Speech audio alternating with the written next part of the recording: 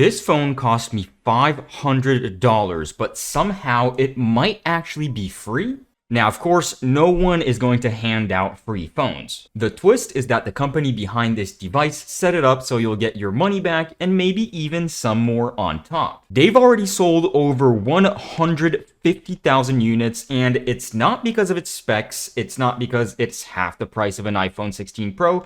Don't even get me started on the iPhone 17. The reason's actually quite simple. People see it as a short-term investment. Plus, worst case Ontario, they've actually got a brand new phone. Now, I can already feel your skepticism through the screen. You might be thinking something along the lines of 150,000 people are about to get scammed by a random company promising the impossible. Except, well, this isn't actually the first time they've pulled it off. Hey, what's up, peeps? It's your boy smoklm. I hope you're doing well. Today, I'm wearing the Moonswatch mission to Jupiter. Can't go wrong with a little bit of Omega integration, but let's keep going. Let's dive into it. I've been using this phone as my actual daily driver for about 2 weeks now. But first things first, if you're going to spend $500 on a device on a brand new phone, what are you actually getting inside of the box? Well, obviously, you're going to get the phone itself, a USB-C to USB-C cable in order to charge the device, which I may have already lost. I'm bad with cables. It's an issue. You're obviously going to get a simple quick start guide, the usual warranty, regulatory, and usage paperwork. I'm bad with cables, but I'm also bad with those little, the SIM card poking tool that I might have also lost. And then you get 2 of these pieces of paper that read Solana Mobile seed card with 24 numbers on the back. So nothing flashy here, nothing flashy in the box. Pretty standard for modern smartphones. What's not in the box is a charging block. The thing you plug into the wall and then you plug the cable into it and then you plug your phone into it and it charges your phone, right? I feel like Apple started this whole thing a couple years back where they were saying everyone already has one at home. It avoids more e-waste, blah, blah, blah. But let's be real here. The only reason we're not getting one with our phones nowadays is because it saves space in the box. So smaller packaging, smaller boxes essentially means they can stuff more units into a single container for shipping, which means cheaper shipping, which means more profits for them. Even though you are paying the same price for the device without the charging block. Now, personally, I hate that. You've never seen a computer ship without a power cord. You wouldn't buy a car without an engine. But hey, maybe I'm just being a little bit over dramatic with this small rant. Let me know what you think, actually. But let's move on. How about the phone itself? Because I haven't even told you what it's called. So this phone is called the Solana Seeker. It is made by a company called Solana Mobile, and it's not actually their first device, but the second one they ship out. The first device they ever put into the world was a phone called the Saga that was retailing at the time at a price of $1,000, and people that purchased it actually made, well, not only that $1,000 back, but in some cases even up to another $1,000 back, meaning they spent $1,000 on a phone and they got $2,000 back, which is quite insane. I mean, at some point, people started buying them just to resell them way over retail on websites like eBay or Facebook Marketplace, and it is already happening with the Seeker, even though they just started shipping not even a month ago. Anyways, let's talk about the specs. First of all, it's a 6.36-inch AMOLED screen with 120 Hz refresh rate. What that's going to mean is smooth scrolling through Instagram Reels or TikToks late at night. It's good for gaming. It's the kind that you normally see on a $600 to $700 Android device. The battery is 4,500 milliamp hours, which is bigger than most of the phones in the $500 price range. And in fact, it even has wireless charging, which most of the similarly priced devices tend to skip on to save on costs. The triple camera setup is headlined by a 108 megapixel main lens, which sounds insane on paper, but you also have to remember that megapixels don't automatically equal better photos. Inside of of it, chip-wise, you're going to be dealing with a MediaTek Dimensity 7300 with 8 gigs of RAM and 128 gigs of storage. Absolutely plenty for day-to-day apps, browsing, even some gaming if you're into that, but it's definitely not a flagship chip like you're seeing in high-end iPhones or high-end Samsungs. But let me remind you why you clicked on this video. It's because, as I'm going to explain in a tiny bit, it is going to be essentially free. Now, the current price of $500 that it's retailing for, the specs actually hold up really well compared to other phones in this price bracket. It's going to be competing with other devices similar to the Google Pixel 7a, the Samsung Galaxy A series, or even the OnePlus Nord. Now, up until now, my daily driver, the phone that I've had for a couple of years and I felt like I never had to change, was none other than a OnePlus 9R. So on paper, the Seeker actually looks like it's right at home in that mid-range lineup. Now, if we were to put it side by side with an iPhone 16, this being a 15 Plus, but I'm not going to buy an iPhone just to compare it. I can do online Googling. The Seeker's refresh rate is going to be double that of the iPhone with 120 Hz compared to 60 Hz. And its battery is bigger as well with 4,500 milliamp hours, as we said a minute ago, compared to roughly 3,350. And camera-wise, on paper, the Seeker even flexes over double the megapixels in the main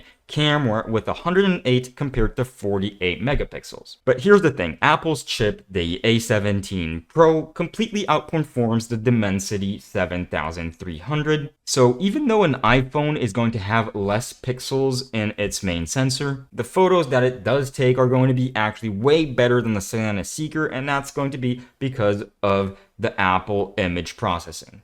So the takeaway specs-wise is that the Seeker gives you great value as a mid-range phone around the $500 mark, but it's definitely not an iPhone killer. The thing being, it's not its role to be an iPhone killer. That's not what it was made for, that's not what it claims to do. And I know that at the end of the day, the word crypto might scare some of your normies out there, but give me a couple minutes to explain. At the end of the day, it's still just another Android phone, another Android device, which means you can still do anything like Instagram, TikTok, Gmail, whatever apps that you're already running on an Android phone works on this as well. Now, I totally understand the reasoning for most people to use an iPhone because, well, you're in the Apple ecosystem. It works with your Apple Watch, with your MacBook, etc., etc. They've got a lot of good features. But if your only reasoning behind sticking with Apple is because of the blue bubbles or the green bubbles when messaging, well, I mean, I was 12 years old at some point too, and it's okay, you'll grow up.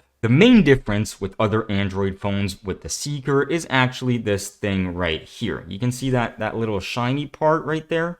It has crypto features built into it right from the hardware. This means that if you're holding your cryptocurrencies in a wallet, it is way safer to do so on this phone than on just an app on another Android device or another iPhone. And the reason you clicked on this video is as simple as the free thing about a phone about $500, right? Because, well, by owning and using a Solana Seeker, you will be getting rewards in cryptocurrency. You will be getting money sent to you that you can then sell and transfer back to your bank account if you wish to do that. So think of it like this. You spend a one-time fee of $500 in order to buy the phone. That's $500 in regular dollars. But over time, you get rewarded in free cryptocurrency. It's kind of like cash back on the credit cards. By spending money, you'll get money back. Except instead of getting points or miles or whatever it is that credit cards do nowadays, you're getting cryptocurrency tokens that are liquid, meaning you can sell them whenever you want for real dollars. The way these rewards are going to be distributed to you is through something called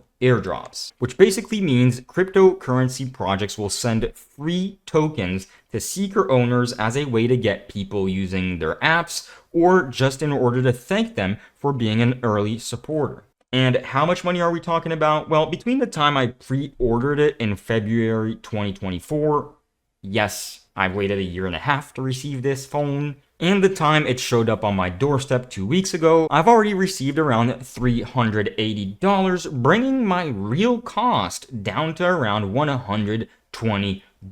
Oh, did I include the fact that you get 3 free months of service with their partnered up Helium Mobile, that's also partnered up with T-Mobile, which, yeah, you get 5G and stuff. It's pretty awesome. And the crazy part here is this is actually just the beginning. Solana Mobile has already lined up what they call Seeker Season, which is a whole calendar of airdrops and perks that are still to come starting September 8th. Now, I get it. Jumping into the world of cryptocurrency as someone that never dabbled with it or only heard negative things about it can be daunting. And that's why I'll be making follow-up videos, taking your hand and walking you through every single airdrop, every single reward that this phone is going to get, step by step, showing you how to qualify, how to claim the money, and even how to swap it to dollars. So even if you don't end up ordering one of these devices for yourself, because you're just lost on YouTube at 3 a.m. on a random Tuesday night, which is going to suck because you got to work tomorrow, and your boss is not going to be happy because you're going to be tired. Sorry, I'm getting lost. What I wanted to say was consider subscribing to the channel to stay informed about these new opportunities. Like, this smart ring I'm wearing, which basically does the same job as an Apple Watch or a Whoop. I don't know how you pronounce those ever. And that pays me in crypto for wearing it. Quite insane. Anyways, you remember the seed card I talked about in the intro, the one with the 24 words on the back, right? Well, they're for something called Seed Vault, the actual physical integration that I showed you earlier. This part right here, where there's a fingerprint reader on the side, if it'll focus on it.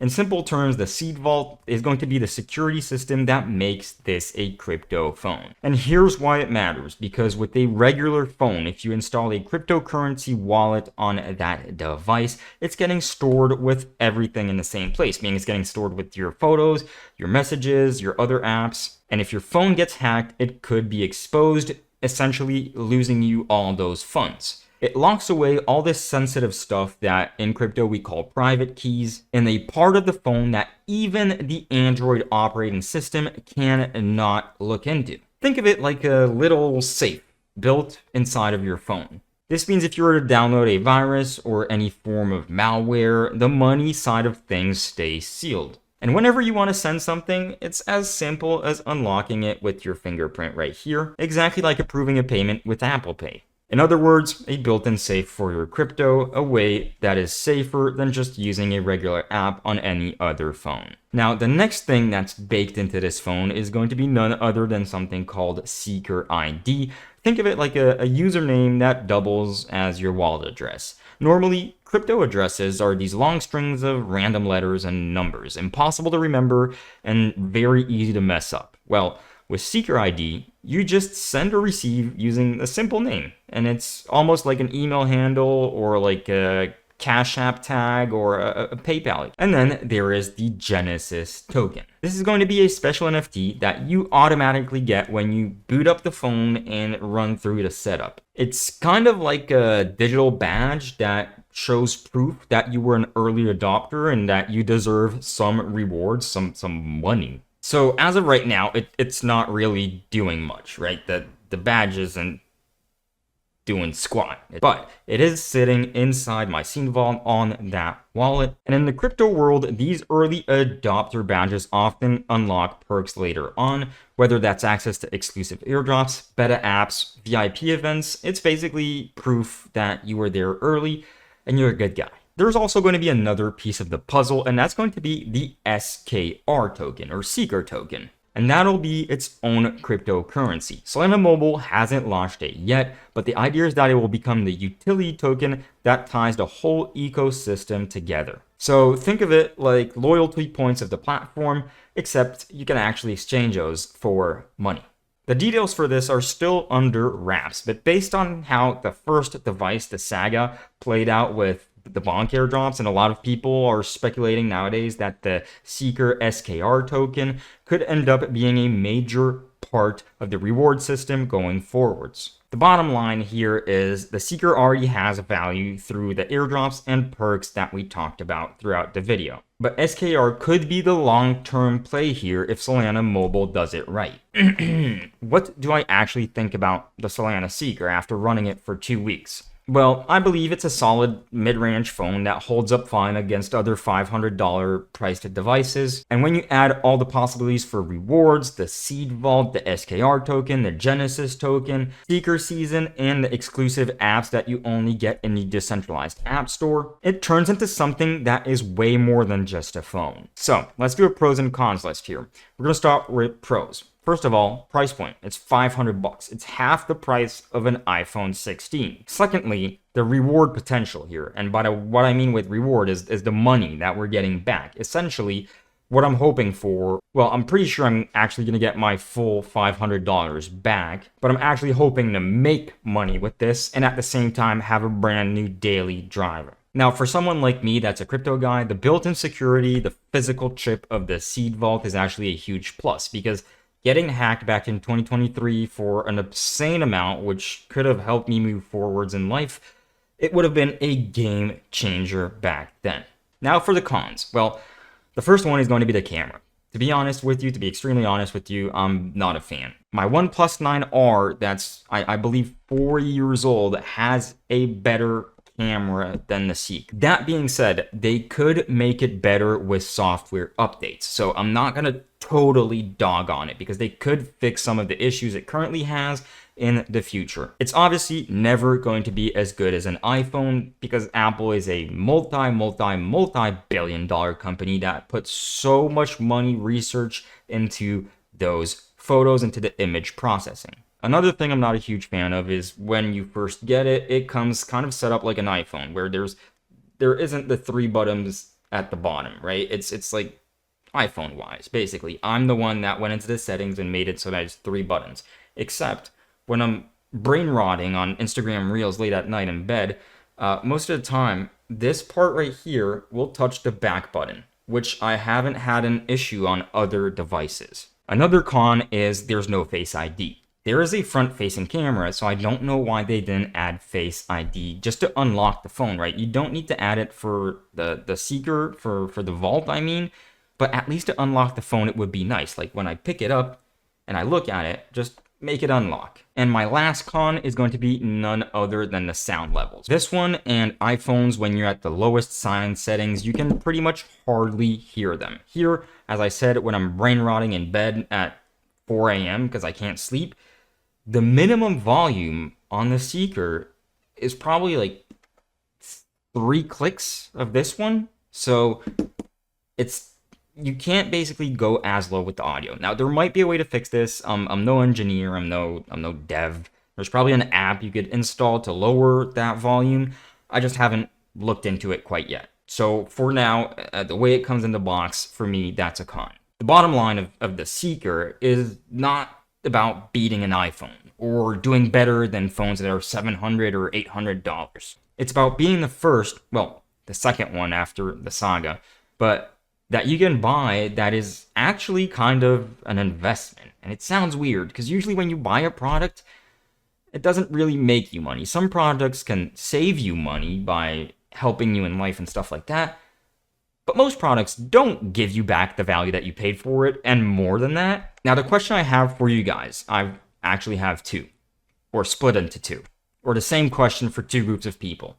If you're a normie that's not into cryptocurrency, and if you're a cryptocurrency person, would you buy this phone? Would you consider putting money into this device? I'd like you to let me know down below in the comments because, well, to be very honest, I bought this phone not because I wanted another phone, but because I was expecting to get the airdrops, the rewards, the monetary value. I was expecting by paying $500, I actually paid $450 because I was an early bird, but there's tax and all that, of making at least $1,000, meaning $500 back, phone's free, and then an extra $500 on top, which I believe is going to happen. Some other people on YouTube have claimed to already have received up to $700 in airdrops since they've pre-ordered it, which is totally possible because sometimes if I didn't do the quest or whatever and I wasn't involved on socials, you don't get the airdrop. Or do you think this is simply like 2.0 hype, or you could even say Web 3 hype, so 3.0 hype?